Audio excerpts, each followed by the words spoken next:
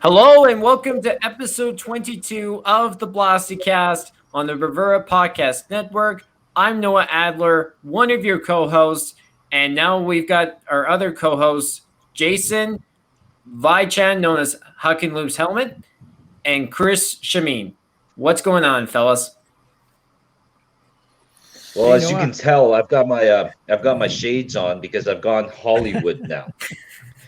Last night, myself and Noah and Chris, we had dinner with the goat of Flames Media, Mr. Ryan Pinder. Now, me and Chris were walking down the street today, and I swear to God, swear to you, 8, 9 people, hey, you're Luke's Helmet. Hey, you're that piece of shit, Chris. I'm just kidding. But we're doing good. We're doing good. I am anyway, and really excited to have these two jokers been underneath me here. Really excited about chirping these guys. They want to go at the king of chirps. They're gonna get it. They're gonna get it. Well, speaking of those two that we're talking about here, we have got two Oiler fans who have just recently joined the Bravura Podcast Network, and their show is called Straight Off the Pipe, which you can listen to very, very soon on the Bravura Podcast Network. Their names are both Mike Dursa and Mike, also known as Dash in the Park. What's happening, fellas, and welcome to the Cast. Thanks for having us, guys. This ought to be fun. So, I don't know, down the road a little ways from you guys, Red Deer, they've had people there. They can't decide whether they should be Oilers fans or Flames fans. And, the NHL won't give them an NHL franchise to, cheer for themselves because Calgary would be jealous. So.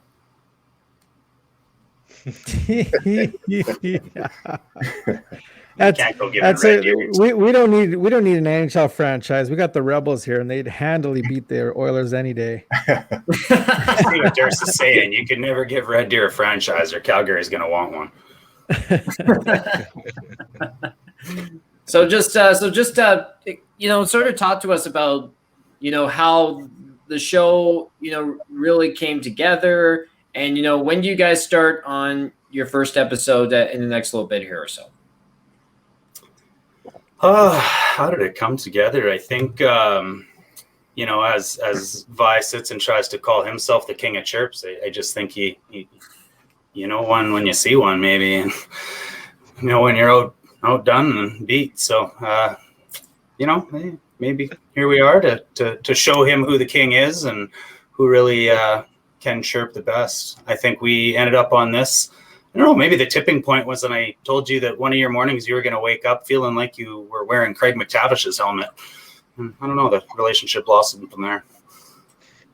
Let's be real here. Let's be real here. Lou Bast and I said yes.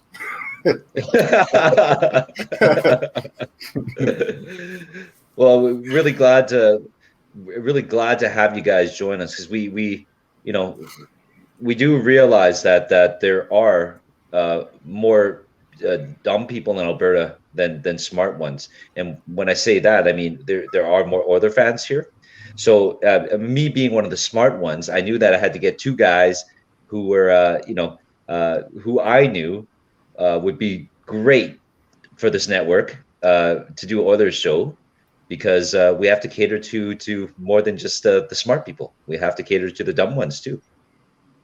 I mean, you talk about the Oilers so much, I'm starting to wonder if your phone auto-corrected Peter Klima's helmet to Hawk and Lube's helmet by accident.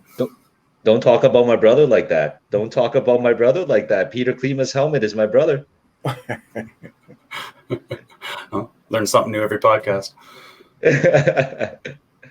I guess Wayne would probably be your cousin then, that other Jofa helmet, hey? That flimsy one? That little... Don't give him that much respect, Durs.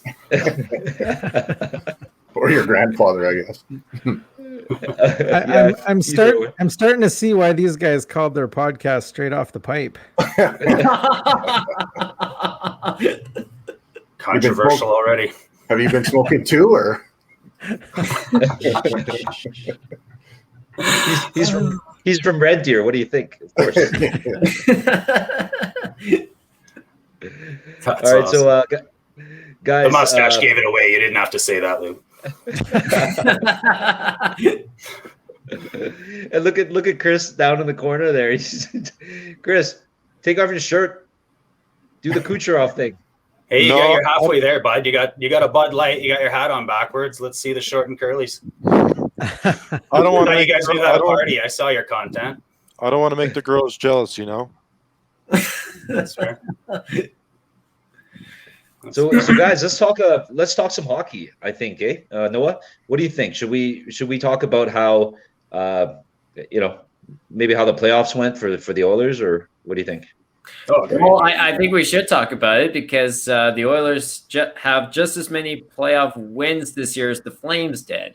So let me correct you, Noah. Actually, the Calgary Flames had more wins after the playoffs than the Edmonton Oilers. So let me just take that chirp away from you before you get it.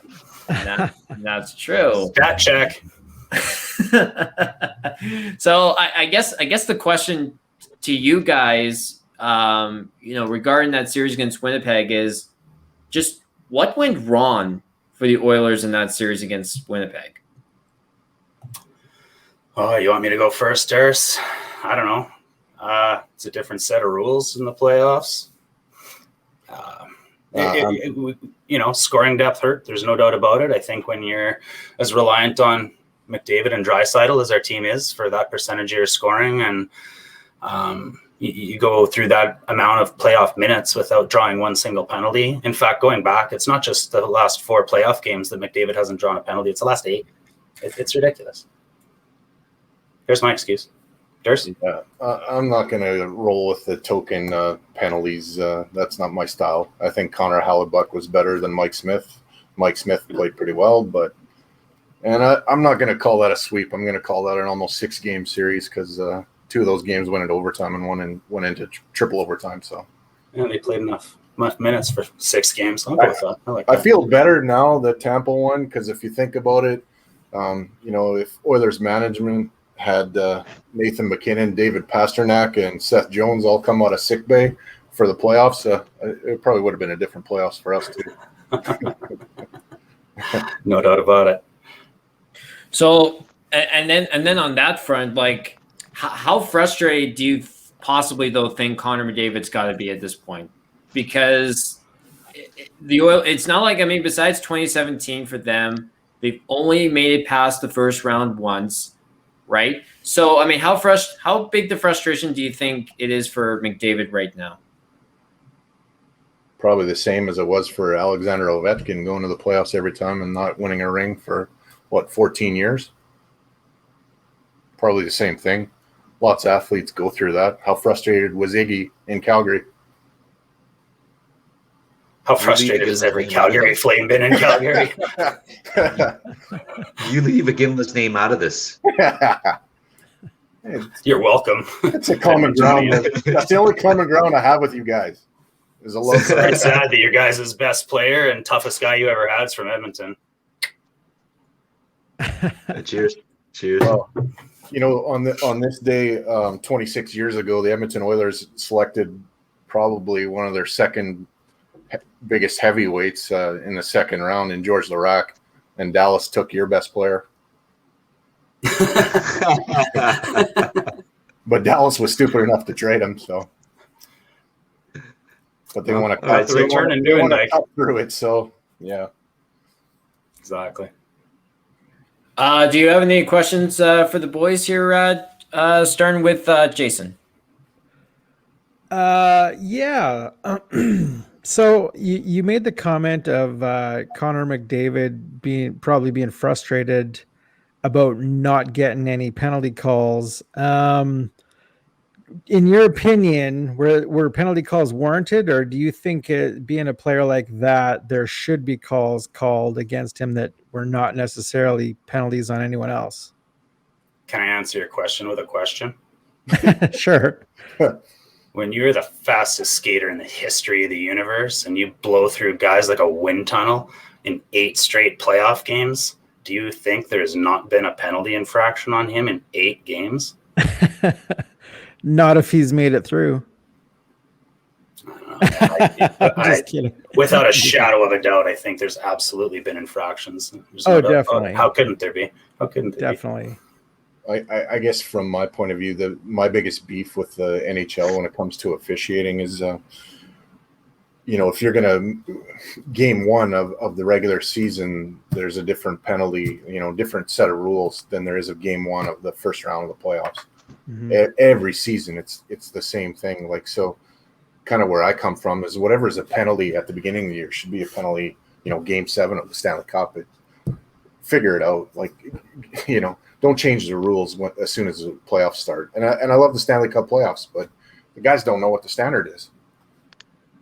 I still feel like there's a happy medium. I think they can call the playoffs on a different rule set, but there's just too big of a gap right now. Yeah. To be fair, the officiating was horrible in every series. I think that these playoffs, not just the Oilers series. Speaking of the horrible penalties, getting slightly off the Oilers and Flames topic here, Scheifele hit, good or no good?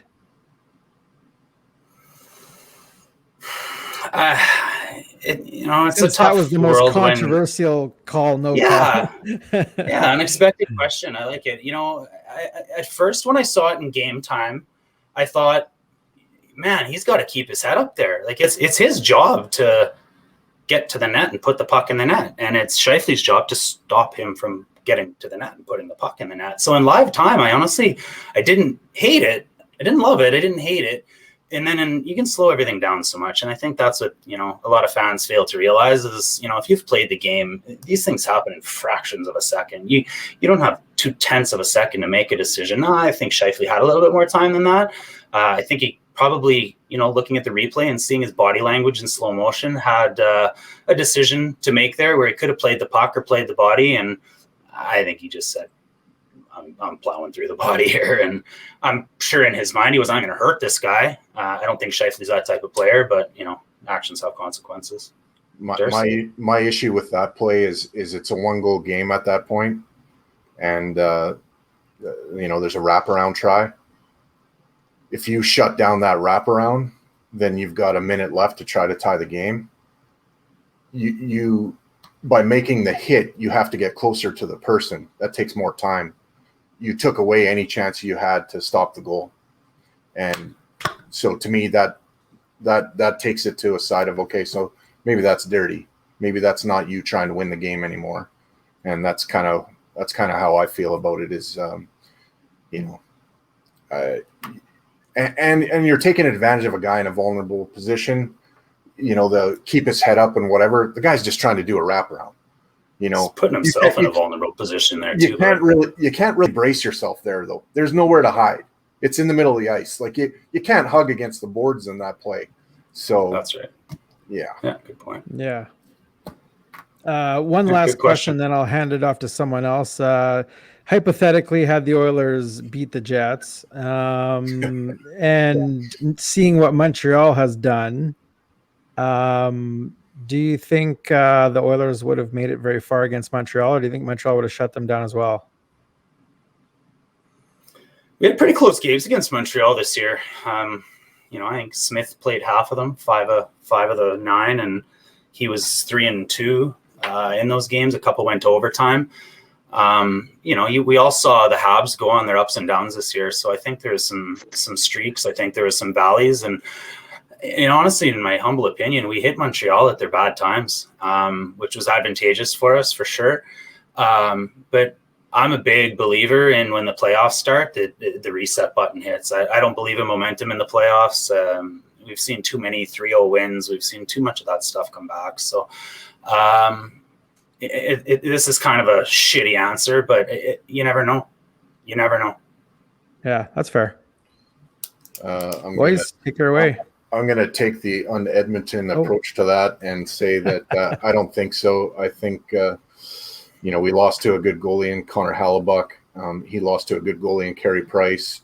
Carey Price beat a good goalie in Marc-Andre Fleury. It was kind of murderer's row for goalies on the way to the cup. And I just, Mike Smith was playing really well this season. You guys can trash him all you want, but he had a good year this year. He wasn't, the turnover king, the guy overhandling the puck and all that. But I just think he was outmatched a little bit by Connor Hellebuyck. That would have went up a little bit against Carey Price. Montreal beat us 4 games straight this year too. And I agree it's a whole new season, but he's just Price is a clutch goalie, and he got to where he got because he's a clutch goalie. And I honestly think we would have had a harder time against Montreal than we would have against Vegas. Just Oilers' history against Vegas is a little bit more promising than this season was against Montreal. I agree with you on that. I that's disagree fair. with you on Smith. Which part? Speaking of Mike, Pretty much all of it. You don't think he had a good year? I think it's a small sample size, and I think it's a pandemic year, and I think anybody being judged on their performance in this short of a season is risky. For sure, but that's all we he had to played do, half- right? Sure, no, he played well. He did well given the opportunities. I'm not trashing Smitty here, but at the end of the day, when I go back and I kind of look at it, it's a shortened season. He doesn't have to travel. He sleeps at home in his bed most nights. He only played half the season of a shortened season. 18 of the 32 games he played were against Ottawa, Vancouver, and Calgary. And I think there was 5 more against the regular season Habs. So he's going to take 23 games out of 32 against that type of caliber of team, and give him an easy schedule and a bed to sleep in at night. And I think it's a little bit easier. I'd like to see. I fear, and I think we're going down that road where Tippett and Holland are going to go and make that decision again. And seems inevitable in my head and heart, but I'm scared of what Smith can do next year, you guys. I really am, because how does he maintain this for 82 against better competition? Yeah, the thing that the Edmonton Oilers need to do is to get a little bit of a bullpen, and it needs to be upgraded, and also they need a plan for the future when it comes to in between the pipes, because look what we just saw. I mean, Andrei Vasilevsky against Carey Price, Price against Fleury. I mean, good goaltending is a major part of playoff hockey. It just all is. goalies picked in the first top 10 of the first round, and yeah, it's telling when you look at the projected Oilers protected list, and Skinner is beside the G. That's not a lot for Connor McDavid in his 7th year in the league. so heading into the off season, you guys got a lot of cap space. What are you guys doing? So let's start with Dash. You're the GM. What moves are you making to better this Oilers team? Are you trying to start a fight between Durst and I about Duncan Keith? Quite possibly. Hopefully not that. You start with your needs. I think the priorities are scoring for our top 6, preferably on the left side, preferably with Connor McDavid. I think after that, there's a bit of a Swiss Army knife required. I think, a guy like a Hyman or a Coleman can fit that fairly well, where you can drop into the, second line, first line, third line when you need, that middle 6 kind of utility player. They can both play a bit of center and wing. I don't mind a move like that at the right price. I don't want them to get crazy and go all David Clarkson on Zach Hyman or anything like that. That's for sure. But I think that's the start. I think we're fine on the D, which is exactly another reason I don't want Keith or anything to do with him. There's depth there, but we certainly don't need more bottom 6 defensemen. That's for sure. So from there, I'd like to see him bolster the goaltending somehow. I fear, like I said in the previous statement, that they're going to bring back Smith. Tippett loves him. He's proved that over and over again, how much he goes to him and how much he trusts him. At the end of the day, I still think that, Koskinen's got that salary that's going to sit there unless there's a buyout, which my heart is honestly starting to lean like I think that's where Holland goes. If that buyout can happen, or if we can somehow shed that contract, maybe they could use that Duncan Keith trade to maybe if they could ship a Koskinen and a Jones over to get Keith back, and then expose Keith to Seattle and lose him. because Seattle, as per Elliot Friedman, has shown interest in him potentially being a captain there. So you get Keith at a bit of a reduced salary, expose him, and now all of a sudden Koskinen's contract just went poof. Like, I don't know, maybe I'm Homer GM there, and that's not realistic. But if it's a scenario like that, or we can bring back DeBrincat in a dream to play the left side with Connor and reunite that Erie Otters chemistry, I would love that. I couldn't imagine a better winger there. And so with some sort of goaltending magic or voodoo, if we can bring in a solid goalie and somehow either not bring back Smith or have Smith in the backup role. And I don't know, I just like Smith a lot better when he's dropping the flippers or in the dressing room than I like him on the ice. Tuukka Rask is available. Yeah. At the right price. Sure. Durs? Well, GM?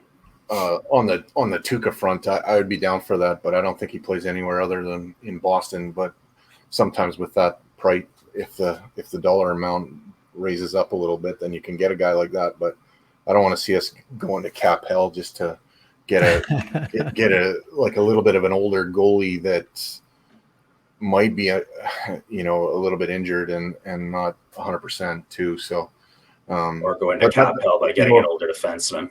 If I'm the GM, that's where I start. Is I start in net, and I solidify that spot, and then Edmonton needs a stud left winger, and they traded one away to get a defenseman a while ago, and now they're on the look again, and I think that left winger also should be a bit of a power forward, not in the form of Milan Lucic, but a guy that can fly.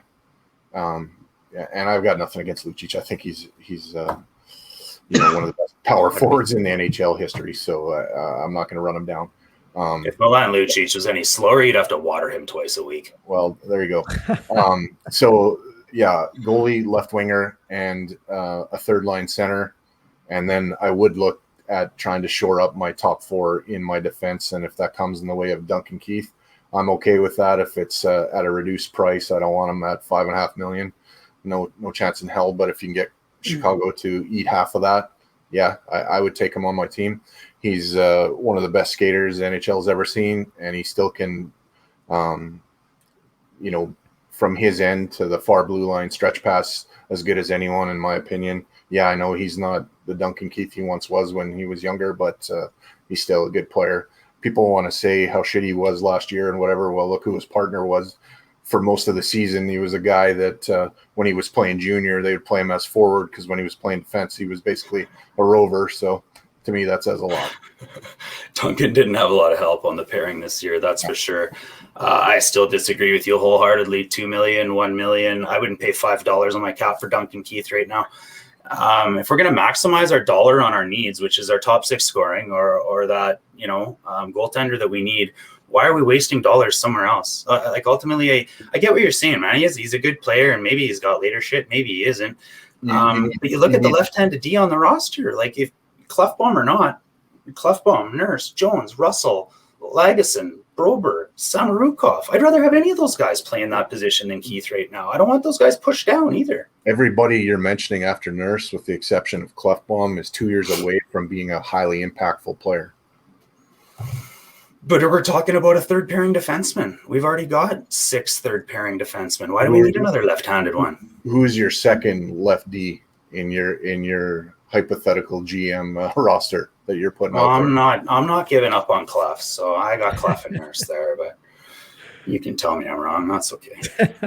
I mean, sure, but you're going like this, hoping that he comes back. Period. And I think Duncan Keith is a massive upgrade on Chris Russell at this point in time. We may be in luck, Lube. These two are going to chirp each other out of the scene. Do you see my genius? Do you see my genius? Tune in to Straight Off the Pipe.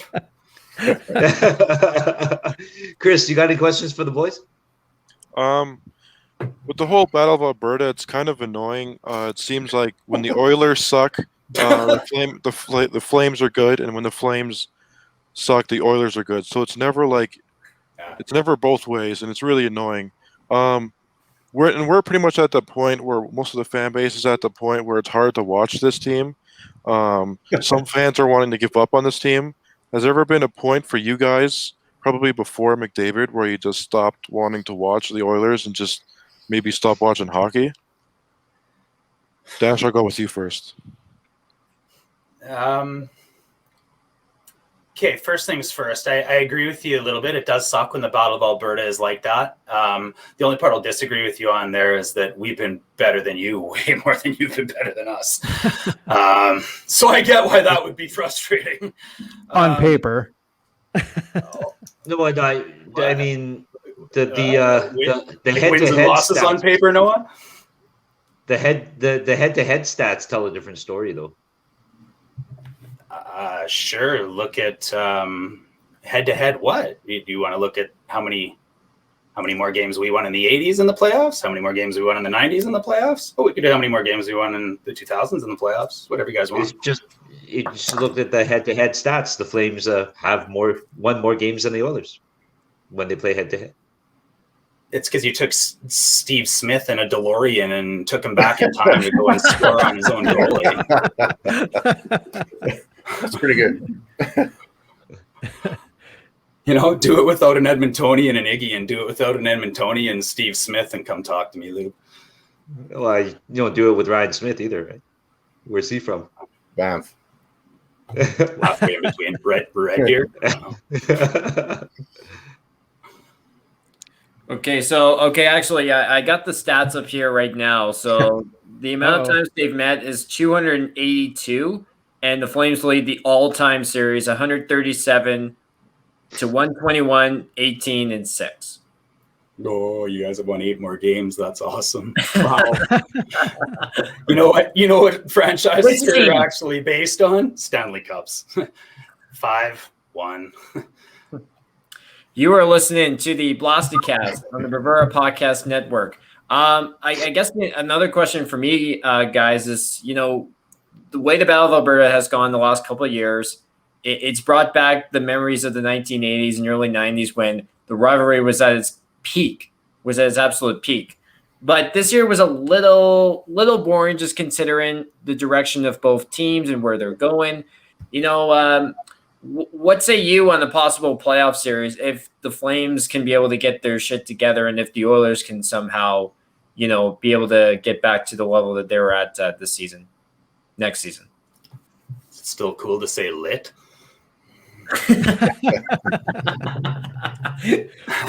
I'd look forward to that. I don't know. If I could have picked an opponent for the first round for the Oilers this year, I'd have picked the Flames, hands down. Easy win and a hell of an entertaining series. Well, when it comes to me, I'd rather see the Flames later on in the playoffs and let other teams beat them up a little bit before we got to lock horns. But for a first round playoff series, if you want a bloodbath, that's what you want to see for sure. Response to Chris's question before from me, if it wasn't for Ales Hemsky and Ryan Smith, for 10 years, I would have just bailed out of watching hockey, because there was not much to look forward to on a nightly basis for a lot of the decade of darkness. I forgot about that part of your question too, bro. I mean, I'm a season ticket holder. I have been for 10 years, and I can't even tell you the amount of times my wife and I have sat down and go, man, is this money still worth it for this? Connor made that a lot better.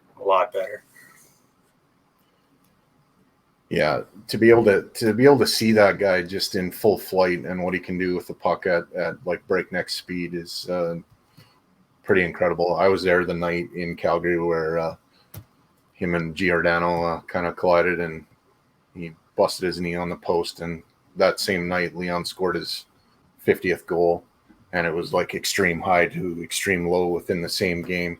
Luckily, at the time where Connor hit the post there, basically my youngest son Max needed to have something to eat, so we were getting a hot dog, so I didn't actually see it live. I was looking over my shoulder like from the corner there. But are you guys like the rest of the Oilers fan base when you blame Gio for that, or do you agree that it was just a straight up mistake? I'm not saying Gio tried to ruin hockey for the rest of the world, but maybe. Yeah, he's got the nickname Gio the Knee Hunter around here for a reason. I think Connor is, travels at a different level than anybody that's ever played the game. And you know, I'm old enough where I saw some 80s Oilers games, you know, Me too. some of the guys like Paul Coffey and that could really skate too. And Connor's just on a whole different level. So when you're traveling that fast, you know, anything can really happen. I mean, that speed is lethal, you know, towards him, and it's lethal towards anybody else that's his opponent. And when you're traveling that fast, you know, just a sudden movement or whatever can be catastrophic. And I think we saw that on that day. I don't really. That also wasn't the only situation where Gio's gone after his knee. In my opinion, he stuck his leg out a few times on him. Yeah, but I mean, on that occasion, he was traveling as fast as he can travel. It wasn't like one or two strides into what he can do, right? He was at full speed, and that kind of collision happened. And you know, I almost hate to think of if he wouldn't have hit the post, like he would have went flying into the boards, and that probably would have been worse. So you're his lawyer now? What's your defense, Chris? I don't think he did it on purpose, but you know, that's just me. I remember seeing the documentary actually about McDavid after that injury, and seeing what McDavid did to get better. Mm-hmm. It earned my respect so much, man. Like seeing that whole documentary from start to finish, I was hooked. Like McDavid is a beast, and I think you have to be dumb not to realize that. I think Giordano really just tried to slow him down, and he did. Yeah. Whether it's dirty or not, I don't know. It's hard to tell a guy's intent from a, you know, millisecond play. Yeah, and hockey is a fast sport too, so it's really hard For sure. Yeah. I'm still. I not just sure want who's to. best. I want to go back to Dash's question about whether lit is still cool to say. You guys are Oiler fans. You like living in the past, don't you? Well, I mean, we can live there because we have a past. You know, Everyone's got. we could go for the whole lifetime playoff winning percentage if you want, Jason. You guys have won 44% of your career Flames playoff games. We've won 60. Come on, like one guy tried chirping me on Twitter about Team Canada and Team USA, and he says, "Do you guys have a movie named Miracle or called Miracle named after you?" I said no, because it's not a miracle when we win. There you go. That book would be written for Tampa Bay, and I think there was a subtitle about stealing goals or something, but I don't know. Maybe that's What? Tough. What did you say? Nothing, bro. No goal. What did you just say? Nothing. I need a picture of Vasilevsky's equipment if he actually tucks in the chest protector, because everybody's saying that, well, because Price tucks in his chest protector, that's why he looks so much smaller. I laugh at that. There's a lot of I saw irony to that the weather tweet. in Calgary recently, you guys. Hey, Durs? Yeah, well, it's kind of ironic that there was a lightning storm last night when Tampa won the cup, and Yeah. who says lightning can't strike twice in the same spot? Hey, Calgary. That's fucking it. I'm fucking out of here. And it looks like, folks, Lou has left the building. so I guess. Jeez, I was going to come and offer him a coffee, too, and make this all serious. But clearly, Tampa Bay stole his cup. And nobody's noticed the picture on your right shoulder there yet, hey? Jeez. What you got there? Yeah, it's from the body issue. It's from a good friend, Vi. Holy fuck. Jesus Christ. That's great. Wow. Guy that works out, just saying.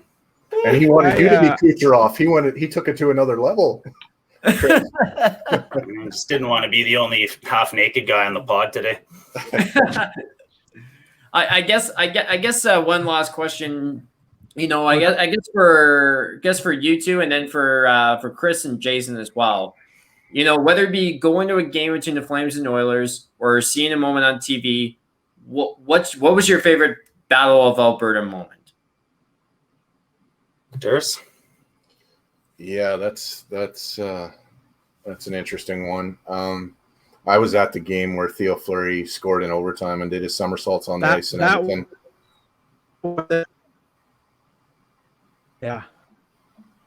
Lost you for a second there, Jay. He's back. Oh, What's that, Jason? We lost Start over that part. We can always edit that out. So Okay.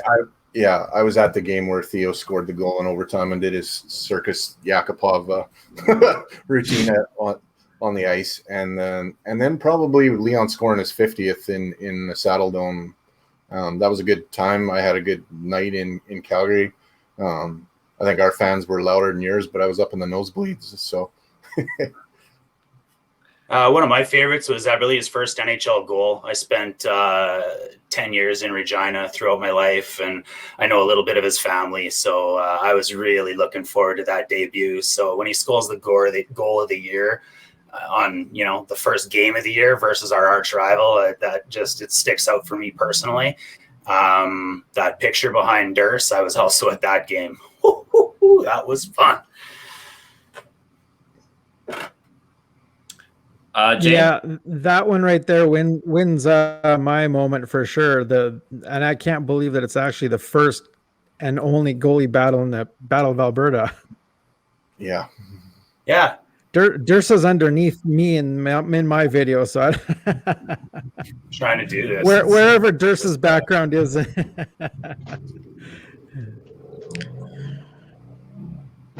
Chris, what do you think? My favorite Battle of Alberta moment is every time the Flames win. But actually, for real though, it was the goalie fight.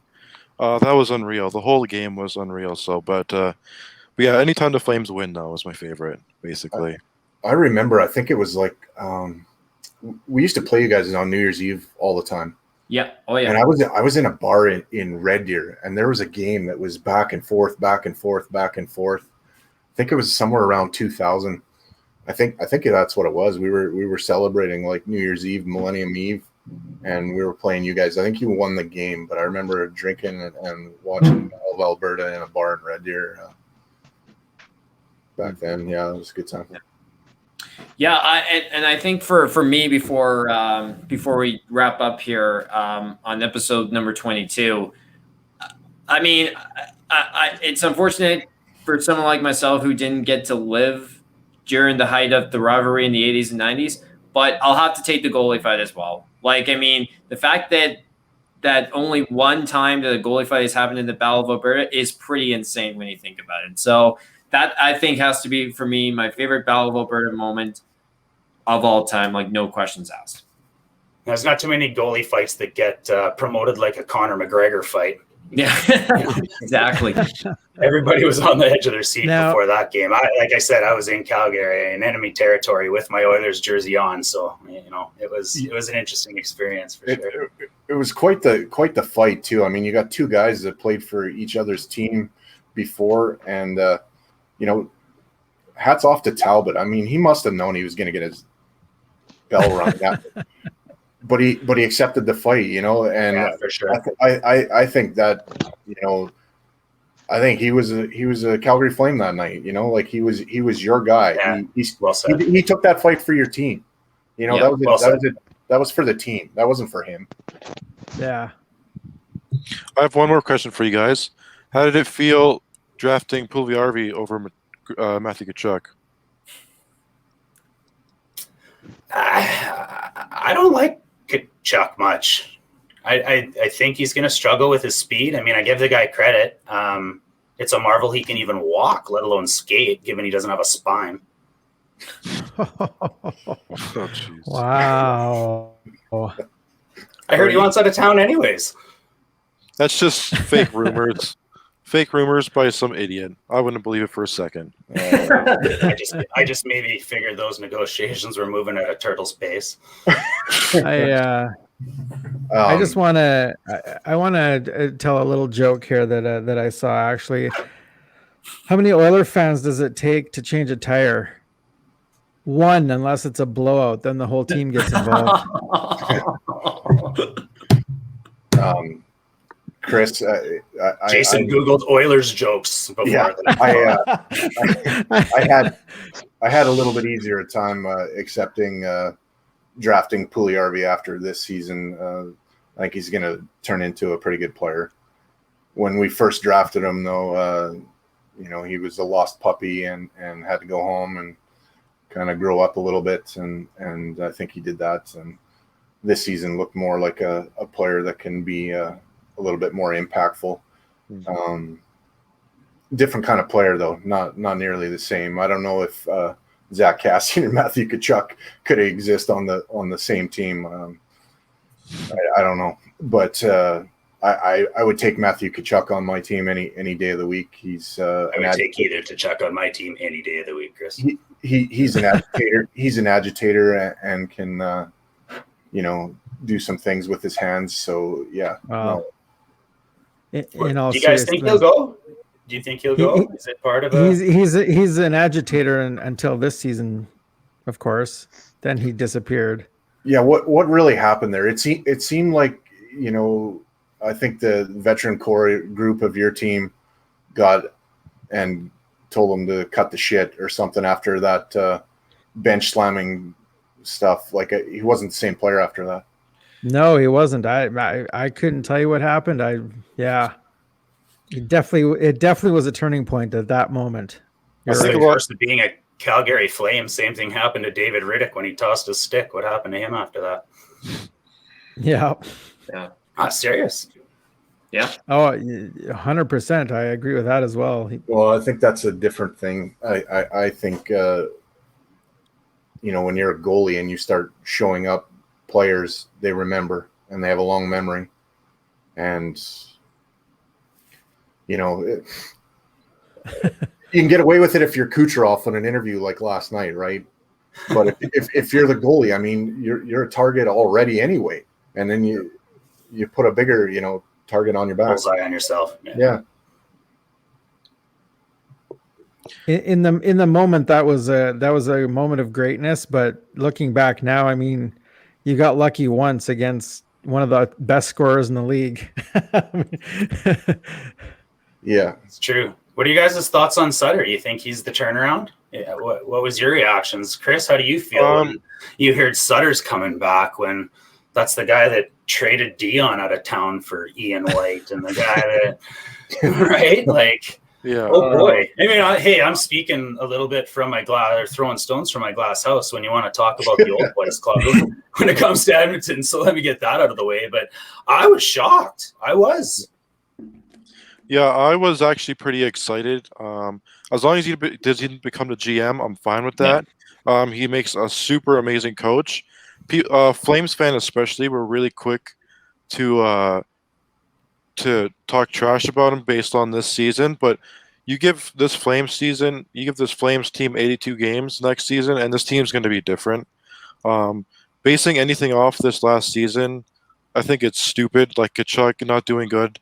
He'll bounce back next season. The pandemic isn't a good enough sample size for anybody. Exactly. So. Like Anderson not doing good, Sean Monahan not doing good. Next season's going to be different. It's going to be a different dog. So yeah. I'm excited for Dallas Sutter and see what he does with this team with 82 games. That's for sure. But he definitely should never ever become a GM ever again. Speaking of GMs, remember when Jay Feaster almost gave Monahan away for nothing? Don't even remind me of Jay Feaster. Fuck, man. What an idiot. You guys almost gave up Monahan for stick. We've had our share of idiots. Stone from my glass house. I already said it, but for sure. I mean, Brad Tambellini, i.e. Chiarelli, i.e. the list goes on. We've had our trains through here as well. But yeah, I just thought Sutter was a crazy move. I understand there's maybe a discipline that's needed in Calgary right now, and some around the consistency and how to bring that. And Sutter's always done that for his teams, but it's just, I don't know. He's an old dog. I'm not saying it looks like life's been hard on Daryl Sutter, but I've seen more worn out faces on Cash. Look at the core of Calgary's team, though. It's a little more seasoned, right? So maybe they did get the right guy. They're an older group. They're not young puppies. If this season went 82 games, I feel very confident we would have made the playoffs. That's for sure. Who's the older core, Durs? What, Monahan and Goudreau? Who are they older than who?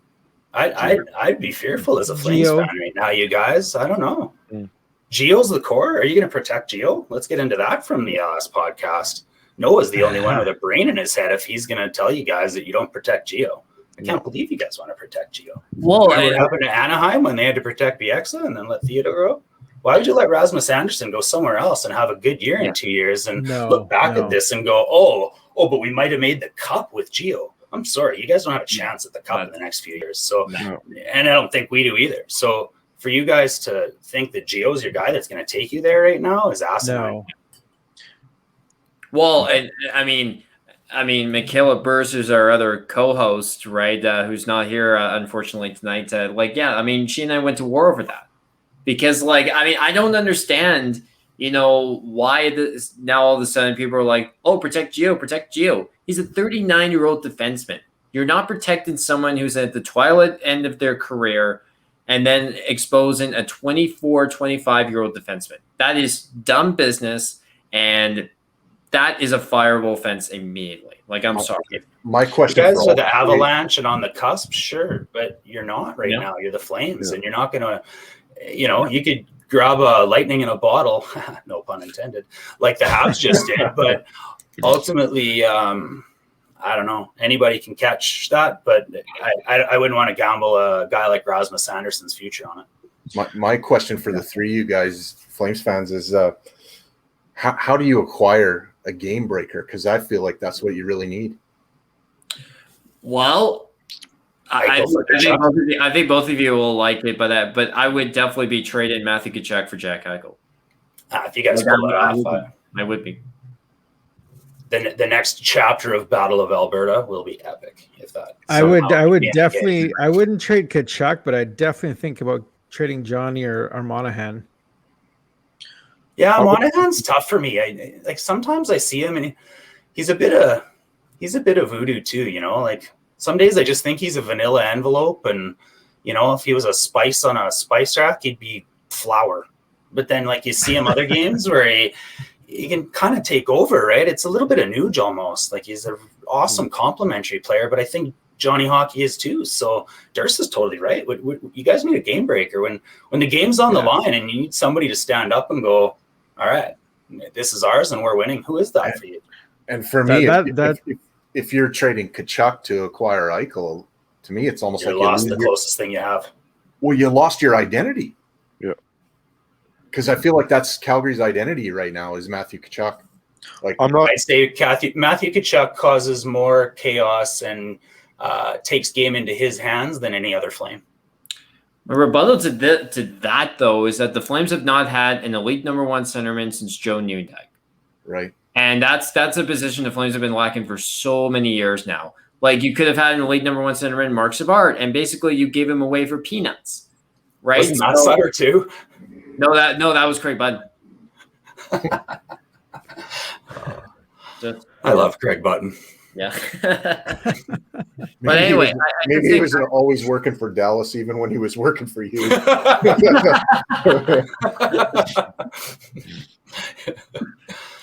So really, for me, it's kind of it's not ideal to trade Matthew Tkachuk for Jack Eichel. That's not ideal at all. But to get the Flames a position that they've been desperate for since 1995, essentially, I'd be doing it in an instant. Yeah, I wouldn't hang up the phone whatsoever.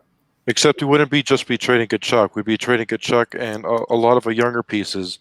And for me, I don't want to ruin our future to put a Band-Aid on our present. It's not going to play out well. That changes though the conversation. I see the face Durst is making right now. I think you're wrong. I think because Eichel becomes that piece you build around now, you actually have that game breaker to go with right now. Mm-hmm. Tell me who's going with Tkachuk in a trade to Eichel if we play hypothetical GM, Chris? Who gets packaged in? It would be the first round pick, and it would be probably Zari. Who else? Matthew Phillips. it would be a bunch of a lot of our nice young guys that have really good potential. I mean, yeah, Potential, could- sure, but it Zari could and work Phillips aren't your goal to a cup in 3 years. I know it could work out. Eichel is. Who says Eichel would want to stay in Calgary though? That's another question too. Who would want to stay in Calgary? See, and I'm probably one of the very few people with the opinion that Jack Eichel. I don't feel Jack Eichel is going to be a big superstar anyway. I think that Jack Eichel is very much overrated. I hope the Flames hire you as a scout. Sorry, I'm just I got a lot of time for Jack Eichel.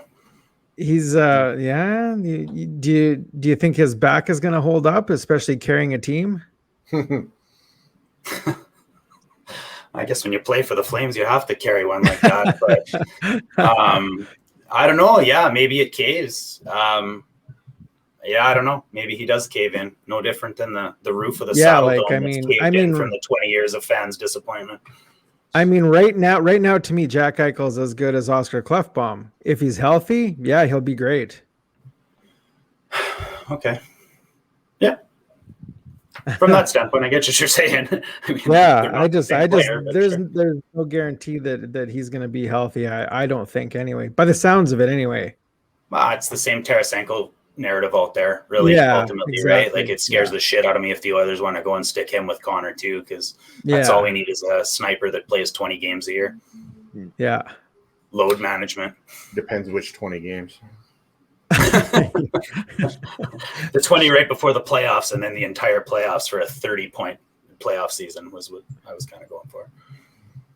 I don't hate the Flames for doing that. I really don't, you guys. Like at the end of the day, it's not fun and it's not fair. And the players asked for this. The players signed off for this in the CBA. They asked for this in the CBA. So you can't go and, it sounds like sour grapes when, who was it, Carolina was up there on the presser and talking about, the difference in salary cap and how much they've cheated it. Well, tough.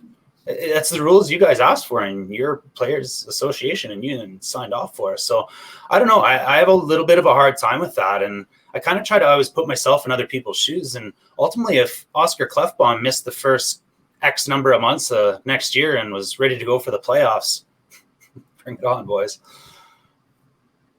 I agree. I agree. That's a loophole in the league, and they did a better job of anybody than exploiting it. When else in the history of the league are you going to have two back-to-back 50-game seasons? Never. It'll never happen again. And the GM in Tampa Bay and that management group figured out how to exploit that for last year. They went, holy shit, that worked well. Well, let's do that again. Yeah, I don't think there'll be a three-peat on that front because I think with the expansion and everything else, that Tampa Bay Lightning are not going to be the same team next year. Well, they don't re-sign Maroon, and the cup goes wherever Maroon goes. He's got the big rig, and the cup's following him. So, unfortunately, not until he left Edmonton, though. Yeah. No, I guess the last question here for all of us before we wrap up this episode here, and this is for Jason, Chris, Dash, and Mike. Do the Flames and the Oilers make the playoffs next year? We're going to start with Dash. Oh, the Oilers are a shoo-in. I don't think there's any doubt. I think we put up 2 solid regular season showings in back-to-back seasons that have proven what we can do under the terms of the regular season rulebook. We're about to bolster the team with the most cap space we've had in close to a decade. I hope Holland does what we all want him to do with it. And if that happens, I think that's a no-brainer.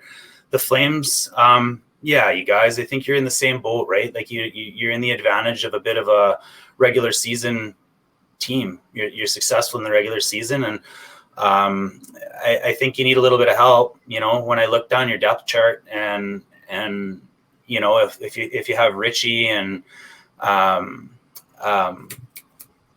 who's the other right winger that's a UFA starting with L, Leno? Levo. Sorry, Levo. I just couldn't think of that. When you've got those 2 guys as UFAs, potentially Taychuk wanting out of town, and you look down the depth chart and Dubé is your number 1 right winger. I don't know. I don't know. You guys are close. It's close. I hope so. I really do. For the sake of these pods, I hope so.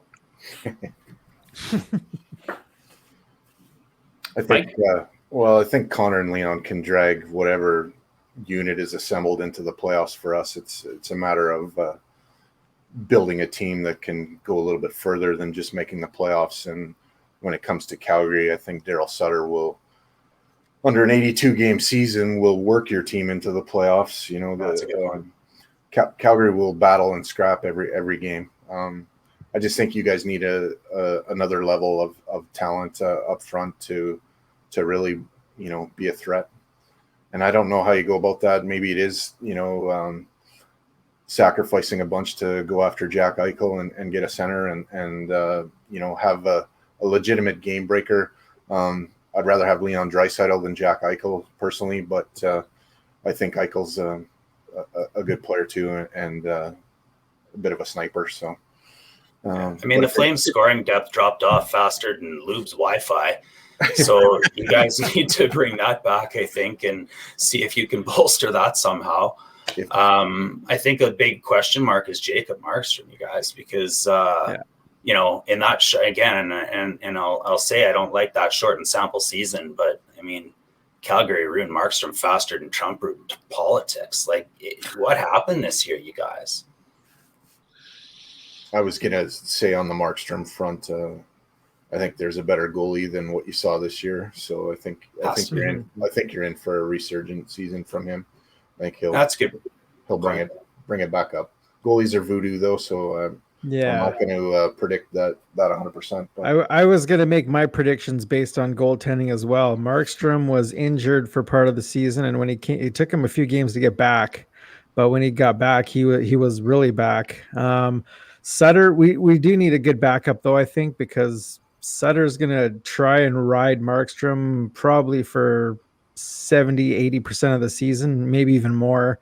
So hopefully we have a good backup that can make up the other difference there where Markstrom may lose a few games. On your guys' side, if this year's Mike Smith shows up again next year, you guys are definitely in the playoffs. Koskinen, I know, can be a really good goaltender as well. Not sure what happened this season, but I know he's got it in him. Yeah, he's a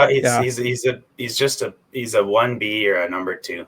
I just feel strongly about Mikko with that. He's every time he's given the reins, I feel like he falls off the horse. Yeah, and like you said, McDavid and Draisaitl can drag any team into the playoffs. Probably, Flames are definitely gonna have to find some scoring. Can't rely on goaltending alone. So if they don't get scoring, I hate to say it, but they won't make the playoffs. Yeah, same answer, Jason. I agree wholeheartedly. Yeah, couldn't echo that any better. What do you think, Chris? I think, well, it's going to be an easy division, honestly. The top 2 teams are going to be Vegas and Edmonton. Calgary is going to be competing with California teams that are absolutely trash right now. The expansion team, it's not going to be great as Vegas was. That's lightning in a bottle.